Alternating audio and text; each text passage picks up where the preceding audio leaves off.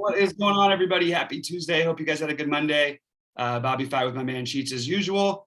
Want to remind everybody you can check out all of our plays on truedfs.com and our Discord link, which I will attach to the chat. And I'm mentioning that because this man over here just keeps printing money. He wins a freaking at the showdown slate that I don't even realize is happening yesterday.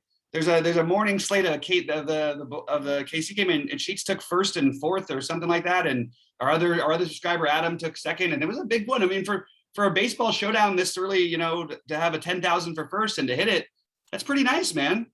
Yeah, dude, I'm psyched. I've only played like 5 showdown slates the whole season, and I don't know what about it wanted me to maybe play it, but again, they were offering 10,000 for first, and I wanted to kind of keep testing my methods and keep testing my stuff, and I was been really doing some experimenting with the use of relief pitchers in showdowns, and each time I do it, like I put these relief pitchers in, every single one of them is 1% owned or less, and in a showdown slate, just that in and of itself is kind of ridiculous, right? Right. And usually they don't get in the game, but every once in a while, first of all, they'll get in the game and give you 8 fantasy points. You know what I mean? And what it also does, it provides like naturally unique lineups. And my lineup yesterday, I had a relief pitcher that didn't even get in the game. I mean, it had 0. But what that ended up doing was just forcing me into like the unique lineups and stuff like that. I literally had 5 lineups in the top 10, and 4 of them had zeros in them.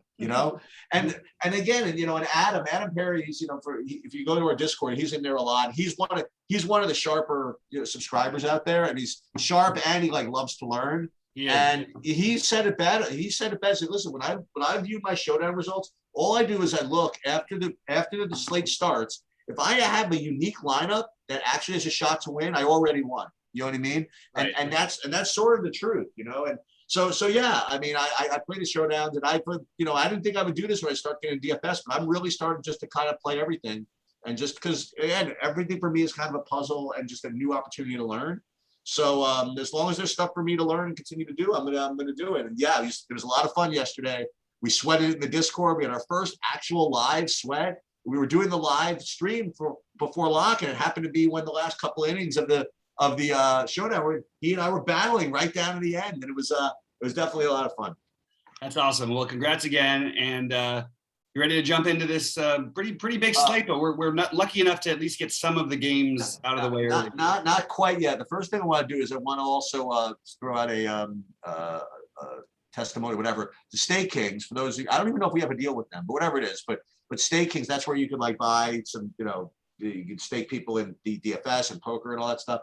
So every once in a while, I'll go in and I'll look at Bobby's packages, and to give you an idea of like how respected he is in the industry. I mean, like he's charging markups of like $1.25, $1.28 or whatever. And even though like, by his own discussion, like he hasn't like had the peak performance the last couple of weeks, these things sell out in like 2 seconds. Okay. Because the sharp people on staking just kind of know, what I mean? Like what, where they're supposed to give action. But the funny thing is I put this up here because yesterday I went in there, and I don't go in there too often, but Bobby had like $1 available or $10 available in like all this contest. And I just, my OCD just couldn't take that. So I just basically went and just like bought everything. Like you'll see some of these, this one I bought 5 cents, literally. This one $1.50, this one $2.12, $1.08, $2.82.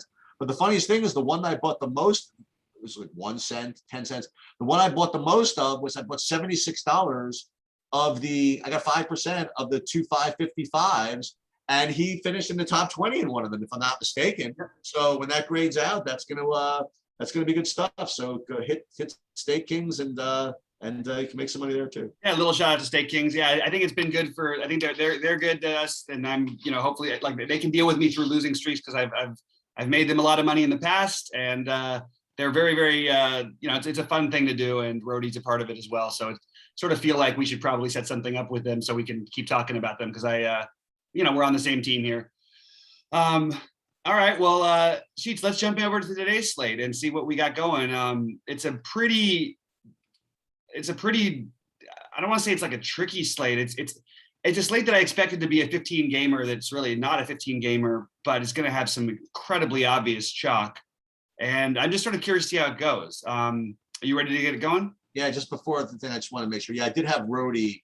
I had his. I finished out his thing in the showdown, the deep threat. I put in a full $6.50 in that one, and that one did not cash. So I have to have a few words with him. Yeah. So what we're finding in as we wind down the regular season is again these. And yesterday was, I don't know if it was a great example of it, but these pitchers that when they're in mid-season are just in cruise control, you know what I mean? Like in peak form and throwing 120 pitches or whatever it is and all this stuff. They ain't so easy right now, man. You get Peralta and Ray, and they both pretty much bust. And they both ended up also in the winning lineup, but that's another story. But you know, it's interesting down the stretch here. Do you want to just get started with the first game? Yeah, let's just go game by game. You know, maybe we should come back. We should know the Baltimore starter by the end. And it does matter because there's a chance they could have this prospect kid be pitching here today, and rather than their and by the way, just to touch on what you said, you played it in the 777 yesterday. And I sort of want to, you know, slap myself on the wrist because I did my first instinct, I said this to you when I saw the slate yesterday, was to play Means as my pitcher. We talked about it a little bit on air. I ended up, as I went through the other pitching options, it made less and less sense to me because of the pricing discrepancies, because of the upside for some of the other guys. But of course, I think Means he was the highest scoring pitcher, I believe. And it was frustrating because it's one of those things where, you know, this is one of those things I say about confidence in DFS. When your things are going well, you tend to trust your instincts a little bit more. If you're playing outside of either a money amount outside of your comfort zone, or if things are a little bit shaky and they're just not quite hitting the big one, you tend to go a little bit more towards the chalk. And I would have liked to have done the ballsy thing that you did and played Means there, because it would have, you know, I had a lineup that finished 20th, but I mean that with Means in there, I think I probably come in the top 2 or 3, and it was absolutely easy for me to get to him there. It just didn't happen to work out anyway. Yeah, this was the lineup. This was and Means was 2%. He had dude, what do you want me to do? I have freaking Ohtani. He had 0. You know what I mean? I had Ohtani 0. I had Correa, Alvarez, Tucker, Bregman. I mean, I had 4 guys from Houston who scored 10 freaking runs. You know, and I had a 2% owned pitcher, and all the other pitchers busted. You know, I can't do better than this. So sometimes it just doesn't work out. But yeah, like you said, the Angels I don't even know where that came from for you. I literally, of all the teams I considered, I literally didn't consider one Angel bat, but they didn't have to get shut out. You know what I mean? You didn't have to get that little production, and you would have cashed it. And Fletcher had the bases loaded, by the way. Yeah. Anyway, frustrating. But all right. Well, let's jump into today's. This first game is going to be hard. Do you mind if we put a hold on it just in case by the end of the show we have it, we can come back to it? Because I think it's going to be an important one. So if, by the way, if in fact it is something along the lines of where you get to, you know, where you get to face Matt Moore for several innings, I mean, it's probably something that you want to think about. Yeah. So we'll figure it out exactly. But I mean, on the Baltimore side, the pitching is more. I'm more interested. Okay. I'm more interested in who it's going to be, because obviously it opens things up, and anybody but Means starting, you know, my rule is I'm just going to go full force for Baltimore against Baltimore. All right, Texas, New York, Dunning, who, by the way, as we always say, is a better real life pitcher. In this case, I think you're just going to see him for an inning or two. I think it's going to be a full on bullpen game pretty much for Texas. And I will say that my interest in this game are probably I'm going to be on Montgomery a little bit. I don't love playing Jordan Montgomery in DFS very often. I also don't like playing Yankee pitchers, especially this time of year when they must win and they've got a good bullpen and they'll get pulled at any sight of anything. But heck, you can't argue against this Texas team how high the upside is for these pitchers. We saw it looked like for a minute Cortez was going to run away with the top pitcher on the slate. Texas hit him up in the 5th inning, so that went away. But don't tell me that. Did that happen? Yeah, I mean, he had 21 fantasy points going into the 5th inning and only 60 pitches. So he was not only that, he get a couple more innings. He might have gotten to 30. You know what? That's bad. That's better then, because if I would have actually had the nut pitching between Means and Cortez and still didn't win, that would have been maybe. That would be the frustrating one, right? Yeah. So my rule today is I don't think I'm looking at stacking the Yankees particularly, but I definitely want them as one-offs. And I think this is the exact same thing I've been saying about the Yankees I don't think you need to set a rule to play one of them. But I think that you're looking to try to play a Judge, try to play Gallo would probably be my preferred play over here, price and everything considered. But I again, not my favorite stack overall, even though it's completely gettable. They're very cheap. They make sense. It is a bullpen game. There are teams I like more as a full stack. Of course, you can full stack it, but my initial look is I want Yankees 1 to 3, maybe even a 4-man stack here and there. But I don't think I'll full stack them on DraftKings. On FanDuel, probably the same thing, probably 1 to 3 rule. Let me ask you something about baseball, especially as you get down the stretch here, and as it relates to daily fantasy. You brought up an interesting point I wanted to talk about when you said that the Yankees, they're totally in must-win mode, and they are. We talked about this yesterday. I said, dude, I can't wait. I want to go to the playing game, Yankees versus Robbie Ray. I'm like, dude, they got to get there first.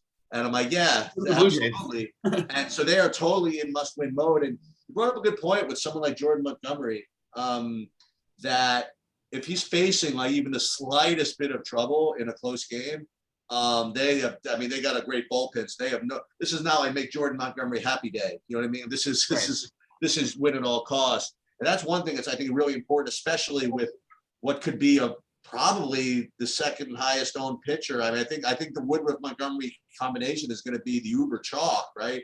And if that's the case, I mean, he really, if he gets in trouble like the fourth inning, they could pull him out. You know what I mean? Like he could have a problem here. And the other thing I wanted to mention, though, there's a question more for you, is let's say you're like the Yankees, and look, the fact is that these guys are just there's something wrong. Either something wrong with the algorithm, or the algorithm knows the Yankees just haven't been getting there. But they're all really, really cheap. But like, what happens does it go both ways? In other words, like if a team has to win, let's say they just have to win, right? Is it possible that it's actually maybe worse for their hitting fantasy wise? Like they're not going to be as free swinging, trying to like hit home runs all the time. They won't be swinging at 3-0, which is what you want for fantasy. But like maybe in real life baseball, in like a 2-run game, you might be not quite as inclined to swing 3-0, and you might want to try to scratch out a run or something like that if you're in must-win mode. Does that hold any meaning for you? Is that worth thinking about also, or not so much? Yeah. And as we get into the playoffs, I think that it's interesting to talk about, but I don't think it's probably a little too thin to think about on larger slates. Oh, yeah. On smaller slates, it's an extra reason to get off of maybe a chalky situation. And then when you get to the playoffs, you watch a guy like Kevin Kiermaier is a great example, because it works the other way too. The top hitters, who are these extreme power hitters, will tend to try and have better at bats and take 2-strike swings in certain counts rather than trying to swing for the fences. Whereas a guy like Kiermaier, who if they get behind it all, they know they can't walk a guy like that with speed. So he goes and hits more home runs in the postseason last year than he hits during the regular season. You know what I mean? Right. That's interesting. There's things to take advantage of that. And I think the Montgomery thing is the more relevant. That he has to get in trouble for this to be an issue. We shouldn't necessarily just assume he's going to be in trouble. I do have him as one of my better point per dollar plays on the slate, but it's absolutely not a must-have for me. Okay. All right, so ready to move on to what was the next game you got? Let's see, I'm guessing the Mets. I have Mets Boston. Yeah. This is another weird situation. I mean, Boston is in basically the exact same situation as the Yankees. Eduardo Rodriguez, I don't think he's going to be significantly less owned than Montgomery, is he? I see Erod as being sort of the same type of play. So I like him a little bit. The lefties have given some of the Mets some trouble. I would also say they're playing at home in this one, and we've seen Erod have the flip side, and you could certainly talk me into looking at Alonso and Baez particularly. Probably not a full stack for me for the Mets, but definitely open to a mini stack. And I am not going to pick on Marcus Stroman. I live by certain things. There are a few guys who can get the ball in the air on this team. Devers stands out. I'm just personally, I understand that this is the highest run total I've ever seen against Marcus Stroman. And I understand that he might give, I don't know. I just think it's not for me. It's not what I want to do. I'll tell you, I really think that the Montgomery play is like 11. I actually feel as though that Erod is just a much, much better GPP play than Montgomery. I feel as though that he's got more of a ceiling. I think he can strike people out. And you know, even just game log watch, you know, whatever it is. I mean, he's got really, really good games. And I think Montgomery, if you play cash, I mean, you know, that's fine. You know, you play him. But I really do think that Erod's a much better GPP play. I mean, and you brought it up. You're like, is he going to be much lower owned? I mean, he might be. You know, I don't know. Yeah, I mean, the run total and the strikeout prop, Montgomery's got a 6.5, which is pretty high. And Erod's is 5.5. Yeah, the Mets do get an upgrade from Stadium and moving to the American League. So I think that Erod will be lower owned by a decent amount than Montgomery, but that's just my early look. It's hard to know this early in the morning sometimes. Yeah. So yeah, I do have some interest in Erod, but he's not my favorite, but he's definitely in there though. Yeah, same here. So like, for example, I mean, when you go to this next game, I mean, wouldn't you rather, I mean, look, it's kind of nasty. It's kind of dangerous, but I don't know. Wouldn't you rather play like Manoah? Yeah. And I don't think that's going to be off the board. I mean, it's weird. Well, he did just put up 41 against these guys. And again, that can work against you too. We know how this game works. I believe it was their second time seeing him. No, he's actually faced them a few times this year. He's put up 37 another time against them too. Like, massive ceiling for Manoah.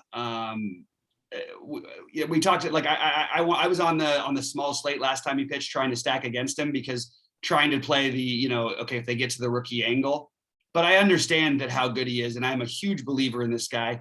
Also, Toronto doesn't have the bullpen some of these other teams do. And they will even though he's a rookie, they tend to let him roll. And he's also the kind of guy who he looks like he would try and punch you. And he's a big dude if you try to take him out of the game. I have Manoah as a really, really strong option. As I always say, it's it can go either way. There are strikeouts against righties in that Toronto and Tampa Bay lineup. But that Tampa Bay lineup, if they don't get you in the first, the second, the third, they tend to get around there. They've got a lot of really good baseball players from like 1 to 14 as hitters go.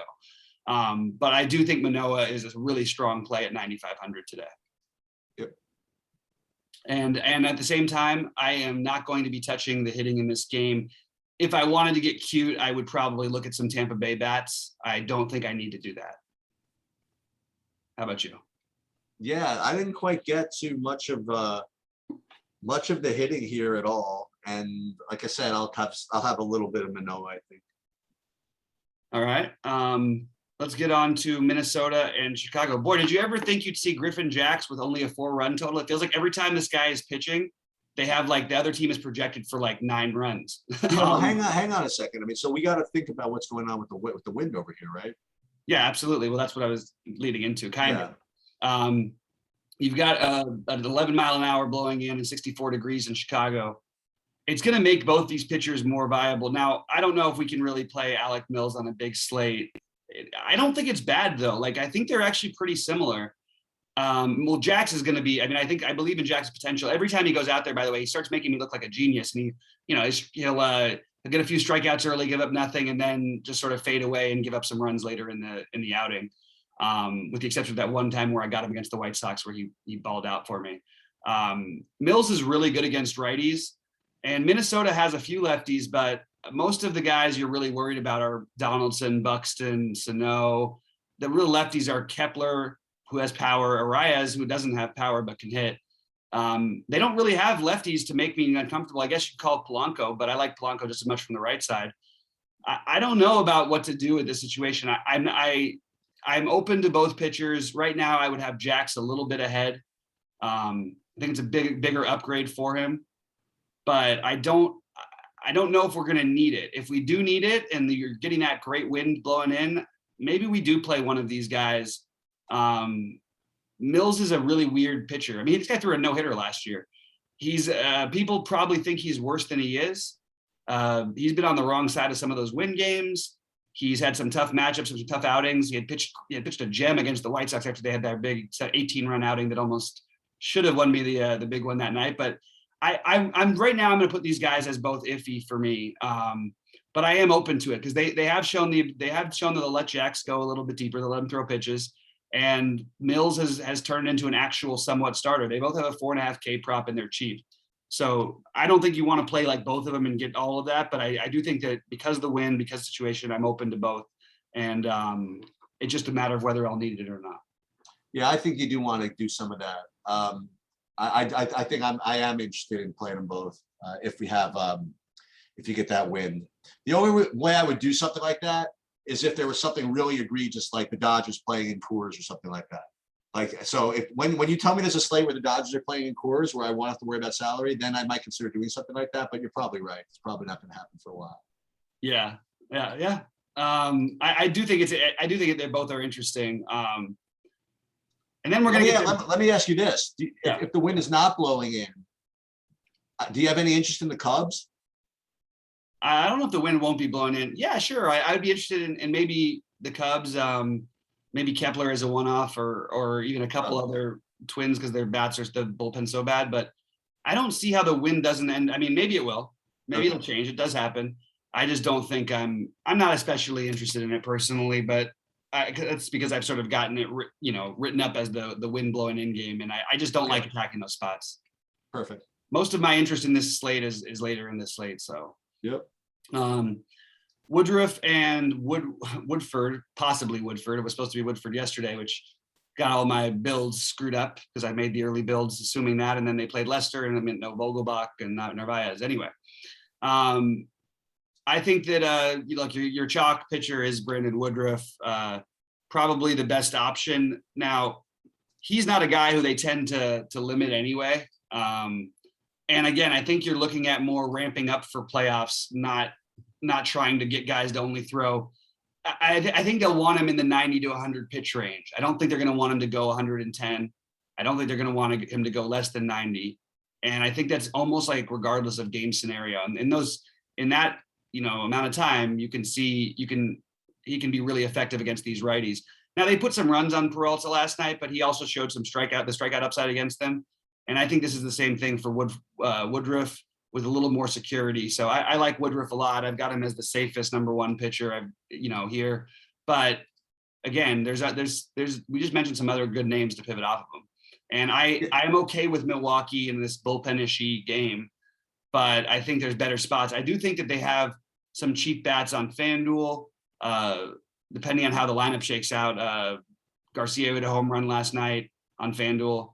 Vogelbach should be in the lineup again on DraftKings. He's cheap over there too. So I think that they're going to show up for some value for me, but probably not a full stack. Yeah, I mean, you hit the nail right on the head, by the way. I mean, Yelich is really cheap, but he's only cheap if he ever does anything. You know what I mean? Like, it's not even as cheap as he should be. He doesn't ever do anything. And do anything. I mean, like he's unfortunately, I mean, like, what's going on with him and Bellinger, dude? I mean, what the hell? I mean, it's crazy. So yeah, Woodruff is the best play. I feel that and he's certainly, if I played cash, he'd be my cash play. And honestly, probably the best tournament play too. I mean, he's got, like you said, he's got the safety plus the upside. I mean, he is the best play and he's going to be the highest owned. So he's going to be a big part of what I do. How much of it just kind of depends on the rest of the build. But yeah, absolutely, Woodruff. St. Louis is rolling right now too, so don't be surprised if this one. As much as I feel it's the safest play, I don't feel like anything is automatically safe. Nope. All right, Dodgers, Rockies.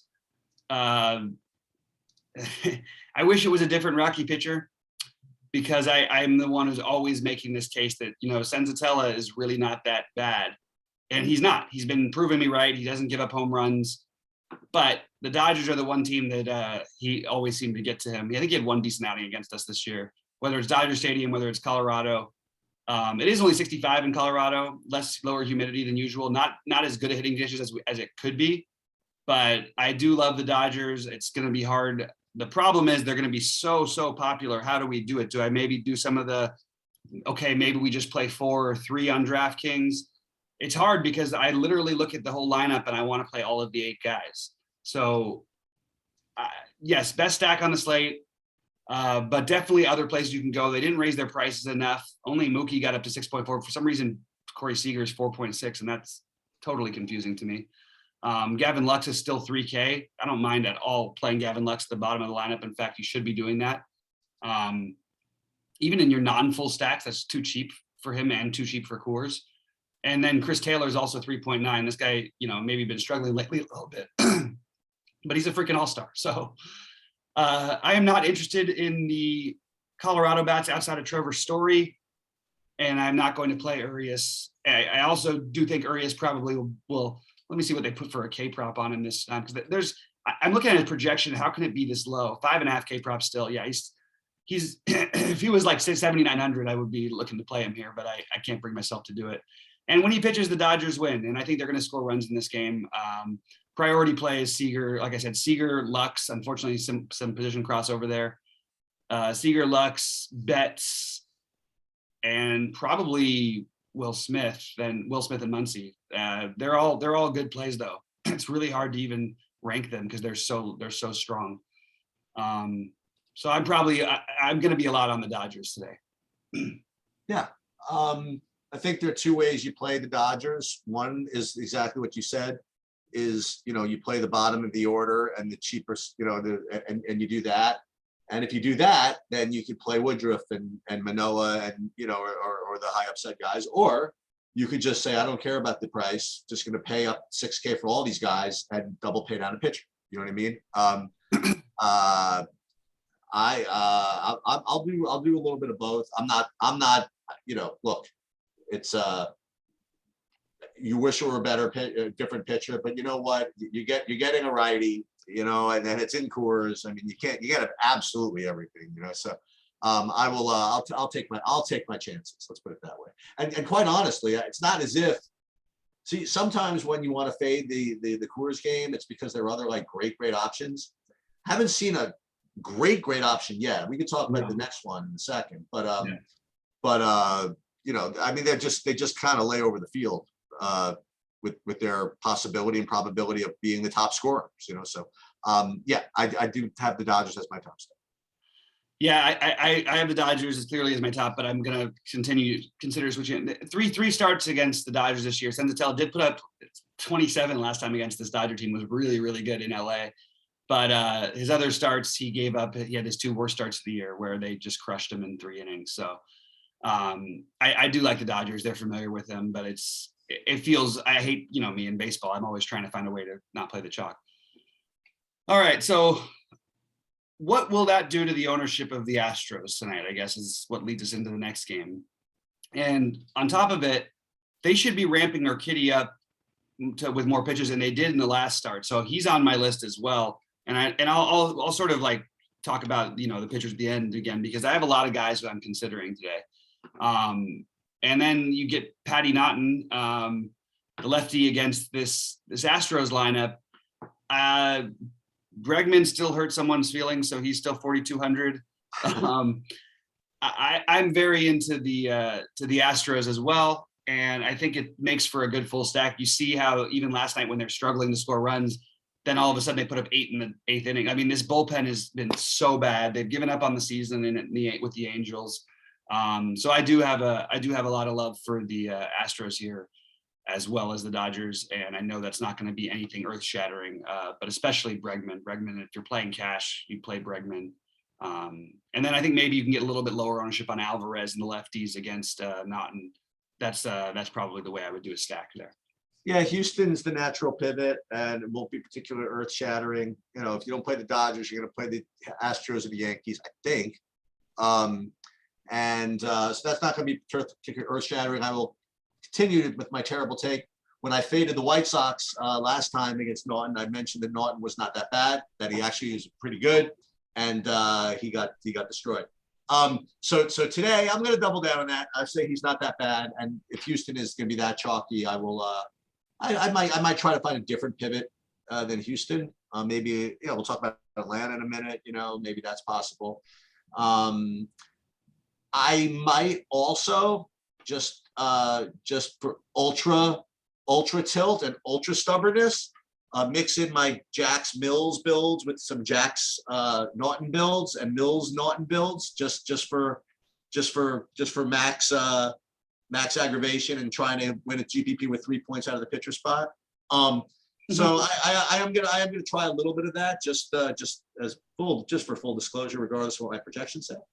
I am not. So now the Urquidy thing is interesting because last time he pitched, I ran it through my optimizers, and I got a zillion of Urquidy, and at 10K, I just couldn't do it, so I just ignored it and basically X'd him out, and he put up 25 fantasy points. So max tilt for me there.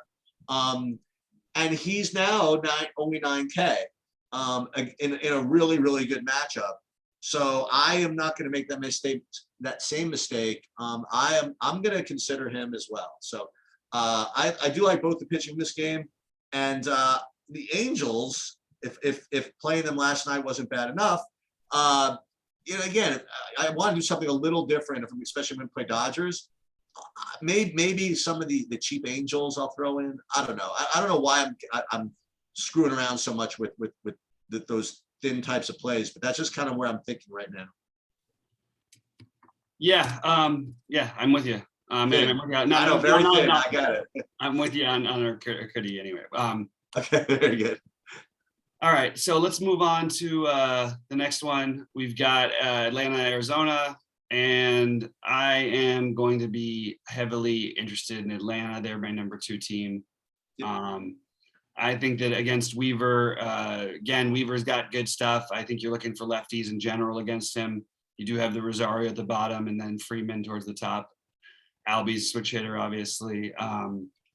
So I'm interested in trying to attack this. I'm curious if they have the roof open again. It's the time of year where they tend to do that. They did it last night. So I actually have Atlanta a little bit ahead of Houston, and it's easy. For me, it's Freeman because of the price. Rosario, Soler is the righty that I'm most interested in. Again, price issue, and I think that once you get past Weaver, you get this bullpen behind him. So I'm very interested in. We haven't seen Weaver. What's the most? Let's see that he's thrown in the last few games. He went 4 innings last time out against the Dodgers. He could pitch, I guess he could still go 5 or 6 innings if everything goes right his way. But I prefer to take the side to try to attack him here, and I like Atlanta as a potentially a little bit lower owned stack. Any funny business with Tucson coming out of the long relief or no? Way too cute on the slate. Okay. Yeah, I figured I'd bring that up. I don't even know that he'll pitch. The last couple times you've asked me, the guy hasn't even pitched. It's a little. That's why I just think it's so thin unless you're doing a tiny slate. Okay. Very good. Yeah. I like. I do have Atlanta. I don't have them as much near the top as you do. But I definitely have them in my mix. Have them a little bit better on FanDuel as always. And I'll tell you, man, that was I had a run in that lottery tournament on FanDuel, and seeing these Braves smack the ball is kind of fun when they're doing it. Especially those righties, like when you get Duvall and Riley, and like they're just all bombing it to left center. That's actually a lot of fun. But today you can have a lot of fun with Freeman. You know what I mean? And Albies from the left side. So yeah, I'm into the Atlanta idea too. I think Atlanta's probably like I would prefer to pivot with them than with Houston. Let's put it that way, just because of the ownership. I think Atlanta's got to be lower owned than Houston, no? Yeah, they've got to be. Okay. All right, so that's where I'm at. All right, let's get over to the last one. No, 2 more. Oh, sorry, 2 more. Yeah, Seattle, Oakland. Why don't you start this one off? Because I'm just got a question I've got to answer here in our chat. Yeah.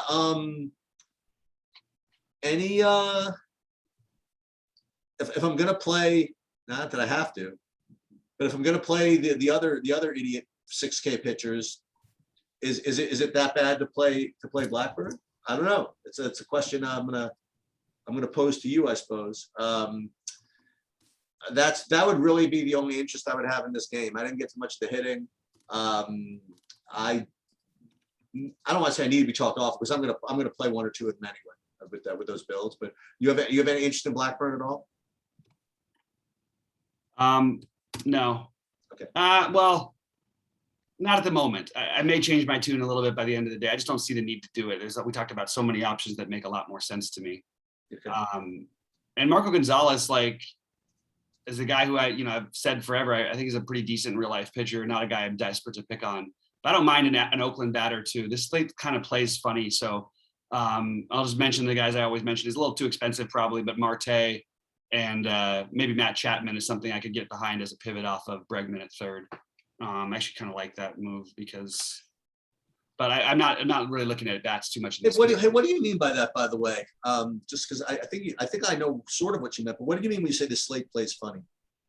It's just a strange slate. Like there's one obvious spot to attack. There's other spots that people are going to go, but it's kind of hard to know exactly how much they're going to go there because they all sort of like Houston, Atlanta, New York sort of rate very similarly. And we'll go back to the Baltimore Philly game at the end of this because I think we need to talk about that. Okay. All right. The last game, I'll just give you guys full disclosure. At the time of this recording, I had put my initial projections up there, and I really didn't know who was pitching for San Diego. I mean, I don't know if Musgrove is actually the probable. I would want some confirmation before I actually run the projections of him because I think he becomes someone you have to consider. Gausman. I've heard a couple of takes, and I guess from a price perspective, an upside perspective, you can make a case for the pivot to him. And I know San Diego hasn't been great, but I don't know, man. I don't know if that's my thing. Maybe you could talk me into that idea. And Musgrove, yeah, I mean he's got talent, and he's put in obviously some good performances this year. If he does go, definitely not a great matchup. I don't know. You like it? You like any of those two guys in this game? I think Gausman's an interesting pivot, for sure. And I think that Musgrove is completely in play. Just a tough matchup. You have him pitching? Which one? Musgrove? I have Musgrove as in right now. Yeah. Okay. I think that both pitchers are fine pivots, but they're not the guys who I would have picked out first. Okay, that makes sense. But that's pretty much where I am here. Really important games, both for San Francisco and the Dodgers tonight. So, did you get anything from the Baltimore? Is that why you said you would go? No, I didn't get. Let me run my updates real quick on who this kid pitcher was whether he's gonna start or not. It's still Connor Green for Baltimore. That's the last thing I have. You have who? Connor Green. Okay, so they are gonna. That is so. That actually, I mean, but I still think that no matter what, like that's the one game we didn't talk that much about. Okay. We don't even have a total on it yet. And I've got different pitchers than you do, so it's kind of weird, but I think that you're right. I don't know. I mean, you do have an extreme pitchers umpire. Okay, that's one downside, but I think, between both these bullpen-ishy situations, this might be a spot we want to attack more than the other ones, particularly the Philadelphia side of things. Now, their lineup isn't quite as strong as it was earlier this year, but we get a cheap for him, Rio Muto. Herrera's back to being cheap. You've got probably Brad Miller in there tonight. McCutchen. I mean, these guys are all cheap. Didi is cheap. I like Philly, actually. I think Philly might be more of what I get to. It's also might coincide a little bit better with the other stacks because of the prices. So that's definitely something I'm looking at doing is Philly. I think Philly, Atlanta, and the Dodgers are my three main ones as of right now. But I wouldn't mind getting some Baltimore bats in, and I'm just going to say, every night I always want to play the same guy who's not even projected in the lineup tonight, but that's if he makes the lineup, it's Austin Hayes and Cedric Mullins are both terrific one-offs to me. All right, so I mean, just again to I guess to recap, Woodruff. I mean, for me, Woodruff. Okay, so Woodruff's the best play, pitching wise, but yet hitting wise, I think the Dodgers are the best play. So I feel as though the best way to attack this is either, if you play Woodruff, then you're playing bottom of the lineup guys, which is great. I mean, I'm not saying that's bad. You know what I mean? You're playing bottom of the lineup Dodger guys, and then if you want to play the top of the lineup Dodger guys, I think you have to do something different. And I think there's plenty of ways to be different from Woodruff. Like you said, if you want to on the high side, you could do. Look, Bobby gave a kind of a direct pivot. You can play Gausman, or I think that all those other guys like Manoah and Erod are completely in play. You could probably play two of those and get some of the expensive Dodgers. If that, again, not saying you have to play the Dodgers, but that's what you probably will do. Or like you said, or like I said, I mean, I think that the paying down for pitchings on a slate like this can work when, I mean, like when you have a team that is legitimate, like 15-run upside, you know what I mean? I think that trying to get But to we keep that. saying it as if we need to save money to play them. You don't. You really don't. Okay. It's not like they're expensive. I mean, there's a couple expensive bats, but you've got guys 3K to 4,600. Right. You can fill it, and then you've got to, I can go through the list of all the value plays on the slate that are actually viable, and there's Right. however many. There's I think 11 guys at 2,200 or below that are all completely viable today on the slate. So it's maybe I think we overact like, oh well, I want to play for the bat, so I don't want to pay for pitching. I think the reason we sometimes play the lower end pitchers are because they genuinely don't have the upside is really not all that different from sometimes the higher end guys. That's actually an argument that I even think is possible on this slate, because you've got Woodruff, you've got Gausman, you've got some good guys at the top. But as we saw last night, I mean, we had a lot of good pitchers, and John Means was the highest scoring pitcher. Yeah. So and yeah, it does allow you a little extra comfort or whatever, but it's not like at this time of the year, you get a lot of reasonable bats batting earlier in the order because people do the September call-ups. You have the kids who are playing and everything. You've got DraftKings being stubborn about why they're keeping Eddie Rosario's price at 2,900. You know what I mean? Like, and then if in Atlanta stacks that would work out. There's just a lot of different things. I mean, JD Davis was going to start for the Mets today. He's 2,100. He'd probably be batting in the middle of the order against Rodriguez in New York. There's just a lot of different ways to go. So I don't think that you need to save as much now to pay 10K guys. Maybe then it's a tougher thing to do. But once you're in the 8K range and stuff like that, I don't think it's that we're getting that much by saving that extra couple thousand, which is really just like one hitter in one spot, Okay. I'll definitely think about that. Yeah, I mean, like, what's the difference, today? If let's just say, you take a Vogelbach at 2,700 versus a 6,400 Mookie, which is literally all you're paying out for pitching would do. Now, yeah, obviously you'd rather have Mookie Betts, but that's one hitter, Right. So, but I mean, I still do think there's some upside I think the Jackson Mills things are still I think there's actually like upside for those guys. I do have Woodruff number one, and then I'm really struggling to decide who I want to pair him with between Erod, Montgomery, or Kitty. And then my other ones that I'm strongly considering at the higher end are Musgrove, who's actually in that range too, but Musgrove, Gausman, and Manoah. Right now, all I know is that Woodruff will be in probably about 40 to 50% of my lineups tonight.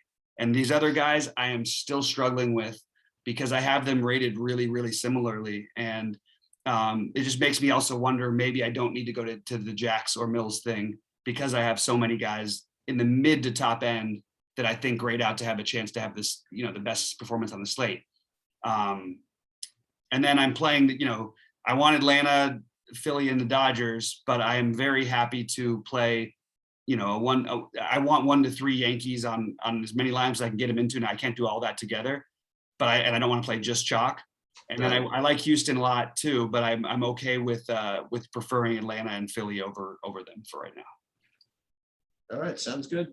All right, everybody. Well, good luck to you all out there. And I am not going to be around for live tonight. Okay. And good luck to everybody. Yeah. All right. Well, I will be with you guys at 6 Eastern, and hopefully we can get Rhodey in as well to have a fun little live chat. And yeah, good luck to everybody out there. All right, see you later, Bobby. See you, man.